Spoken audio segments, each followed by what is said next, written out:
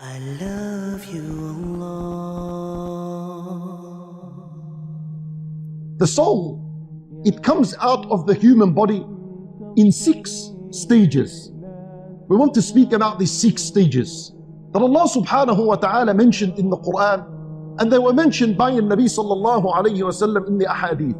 Number 1, when the soul or when a person is going to die, Allah subhanahu wa ta'ala sends the angels that are responsible to take this individual's soul.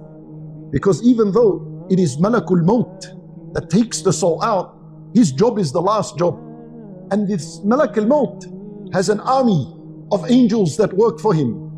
They're the ones that extract the soul first and foremost. Allah Azza wa Jalla, He said, our messengers, meaning our angels, will cause him to die. That's in the first stage. So in the first stage, Allah sends these angels to this person. In the first stage, it is the day of your death. Allahu A'lam, in which hour of the day or hour of the night it would be. But there is a day of death that is written for each and every single one of us. On that day, exactly as soon as this day enters, the angels are prepared and they're ready and they're coming down. The second stage, these angels have arrived. They're at the body now. The second stage is the collection of the soul from the body. So the angels begin by extracting the soul from the tip of the toes.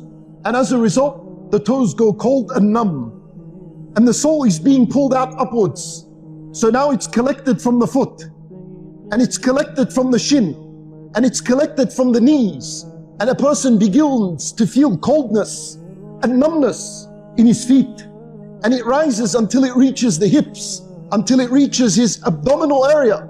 It comes out from the tips of his fingers until it reaches his arm, his hand. It goes all the way. This is the angels' job. They begin to extract and prepare this soul to come out. And a person senses that something is happening and something is going wrong with his body.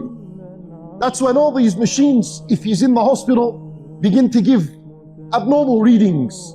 The third stage is the stage in which the soul reaches at-taraqi. Allah Azza wa Jal, He mentions the third stage in Surah Al-Qiyamah. He says, when the soul reaches at-taraqi, which is the collarbone here. So this is the third stage. This is the time in which Allah would say, وَقِيلَ مَنْ رَاقَ.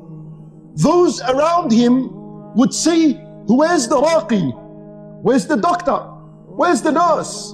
وَظَنَّ أَنَّهُ الْفِرَاقِ. And the person that is laying there knows certainly this is the moment of departure.